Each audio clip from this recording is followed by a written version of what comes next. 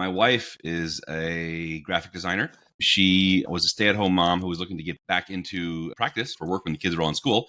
And she launched a company called Pipsticks, which is, at the time, it was a sticker curation. So she would buy stickers from other companies, other vendors, put them together, turn them into a subscription, and ship them out the door. This was back in 2015 or so. So it was like Dollar Shave Club and Harry's, and it was a big subscription craze at the time. So she launched that right as we were moving from New York to London. So we moved back to the States, and I thought, I'll spend 6 months, kind of hang out, figure out the next steps, because I had a nice little severance package to pay for our rent for 6 months, and then we'll go from there. And she was just getting Pipsticks up and running. It was sort of just past the friends and family and had officially launched. So I thought I'd help her out a bit. And 3 or 4 months into that, it was the end of the year and it was a decision point. And I said, wow, I think this looks like there's a lot more potential than I thought there was going to be here. I'll give myself a year. If we can hit these numbers, give myself another year. And now it's 8 or 9 years later. And I'm officially the CEO and co-founder of Pipsticks. And Mo is the founder and creative director. So it was unexpected, but here we are 8 or 9 years later. It's the classic story of high frequency options trader to sticker empire, right? Nathan, I think a lot of people who listen to this will relate to this question here. What's it like working with your spouse on the daily? It is the best and it is the worst at the same time, right? I would say, let's do the part that's difficult to start with is we have 2 different offices, right? Which is important, right? I think to get the space, not just for calls, but so you have a little bit of space between you. Yeah. But we spend all day, every day talking about our business, talking about stickers, even to the point where we go out to dinner because it's Wednesday and we're going to take a night out without the kids. And inevitably, 15 minutes in, we're talking about a vendor or marketing or something. And that's hard and that's difficult. It is. The lack of space and the sort of the necessary evolution of every conversation to be talking about stickers puts a stress on a relationship. Yeah. For sure. I would say the flip side, though, is I'm sure a lot of people who are entrepreneurs, if their spouses are not, they come home after a day and they're like crazy stressed out and the business is hard and things aren't working and they're dealing with this and dealing with that, or they're working late. And I know plenty of people whose husbands and wives are, they want to be forgiving, but they don't really understand what's happening and they don't really understand what you're going through and what the stresses are. We have none of those problems. She understands exactly what my stresses are, and I understand exactly what hers are. And it's very easy for me to say, hey, why don't you go take a weekend away and get some space, or I'm going to get up early with the kids because you had to be up until 4:00 last night working on design deadlines and vice versa. So it's good and bad. It works in both directions. Yeah, absolutely. What's one thing that you used to believe when you first started Pipsticks that you just don't believe anymore? One thing that I used to believe that I don't believe anymore. I think I used to believe that marketing could be more deterministic, that you could solve the marketing problem more than you really can. And I've come to the conclusion that there are so many different factors that are out of your control that are changing at all times, and especially at a company of our size. We have what to me feels like a significant Facebook budget, but we're not Coke. We're not spending millions and millions of dollars a day on advertisements, but there's just a lot less you can control about marketing than I thought. Nathan, I want to get into licensing.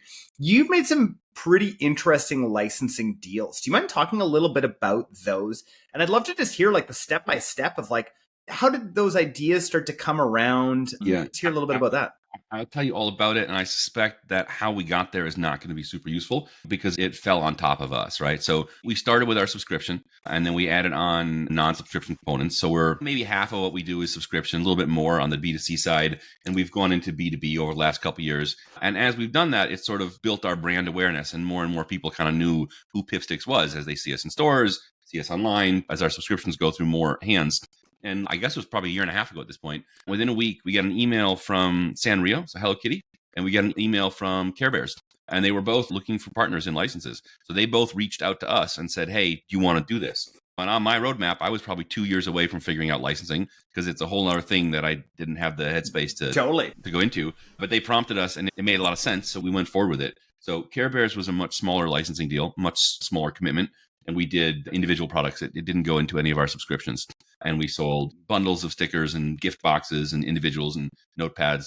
And that worked pretty well, right? So It's been a long, arduous one, but it worked out very well. So those are 2 brands that we see as we brand them, we co-brand them. So it's Pipsticks plus Care Bears and it's Pipsticks plus Hello Kitty. And they're part of our brand. I have no idea what it is, but find some brands that are not going to be tied to Pipsticks and use our infrastructure, our back end, our distribution to sell things that are unrelated that the customer wouldn't even necessarily know came from the same people as Pipsticks. So that's the next expansion.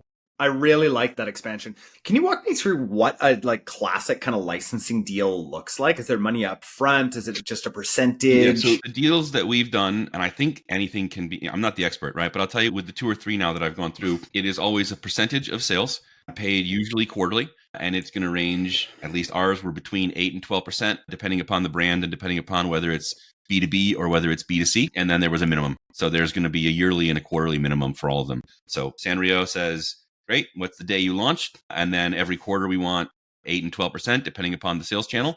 And we're going to check and make sure that you've hit our minimum for the year. And if not, you owe us the minimum as well. Have you ever thought about maybe acquiring like a smaller property like that so that you can be a licensor? I mean, I haven't. It's totally the other side of the equation. I need to learn more about licensing in general.